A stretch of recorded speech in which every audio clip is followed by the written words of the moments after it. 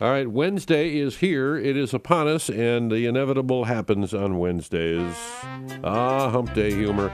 On this April the 2nd, which, among other holidays, it is International Fact-Checking Day. Did you know that, Dave? No, I did not know that. So, in a nod to producer Tim, who said that? You wouldn't like me when I'm angry because I always back up my rage with facts and well-documented sources. Oh, there you go. Who said that? The Credible Hulk. Oh, is that right? Credible Hulk, yeah. Oh, my gosh. Who the said Credible this? Hulk. Okay, yeah. I got you. Who said this? The main problem with the Internet is that there's no way to validate most facts. You know who said that? Abraham Lincoln back in 1865. That's good, yeah. I guess maybe. Yeah. And then fantastic ocean life facts. The blue whale is by far the world's largest animal.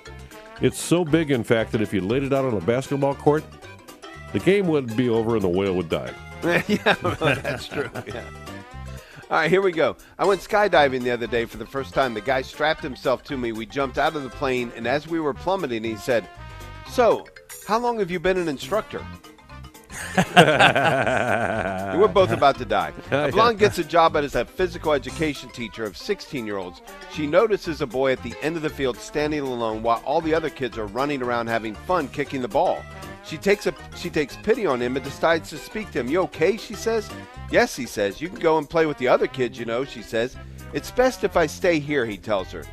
"Why's that, sweetie?" says the blonde. The boy looks at her incredulously and says, "Because I'm the goalie." There you go. A man is suing Smartwater, and I've heard this. A man is suing Smartwater for not making him smarter. And I'd like to formally announce now my lawsuit against Thin Mints for the same reason. False advertising. There you go. Hey, my grandkid asked me if trees poop. Yeah. I paused and then said, "Where do you think number 2 pencils come from?" Oh, my goodness. I don't know. That's ridiculous. So 2 friends, number 1 says, "I didn't have time to jog this morning." And the second friend said, "Well, you say that every day." So the retort was, "Well, it's a running joke." Oh, it's a running joke. It's a running joke, yeah. And Yeah. someone broke into my house last night, stole my brand new limbo stick. I mean, seriously, how low can you go? Oh, that's funny. 85% of Americans don't know how to do basic math. True. 85% of Americans don't know how to do basic math. Thank God I'm part of the other 25%. I've been hiding out from exercising. That's right. I'm in the fitness protection program. Yeah. There you go. Producer Tim, you got one? I'm going to pass today. Oh, he's going to pass today. Okay. Yeah, I like your jokes that much. There you go. So a friend tried me to get me to wear jeans, a white T-shirt, and a motorcycle jacket, but I said no. It sounded like a Fonzie scheme to me. The baby ant was confused because all of his uncles were ants. The baby ant was confused. Oh, my.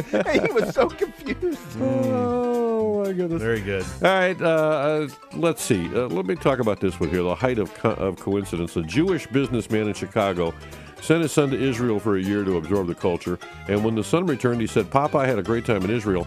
By the way, I converted to Christianity." "Oy vey," said the father, "what have I done?" He took his problem to his best friend, Ike, who said, "I sent my son to Israel, and he came home a Christian. What can I do?" "Funny you should ask," said Ike. "I, too, sent my son to Israel. He also came home a Christian. Maybe we should go see the rabbi." So they go to the rabbi and explain the situation, and the rabbi says, "Funny you should ask. I, too, sent my son to Israel, and he also came home a Christian. What is happening to our young people?" So they prayed. They told the Lord about their sons, and finishing their prayer, a voice came from heaven. "Funny you should ask. I, too, sent my son to Israel." There you go.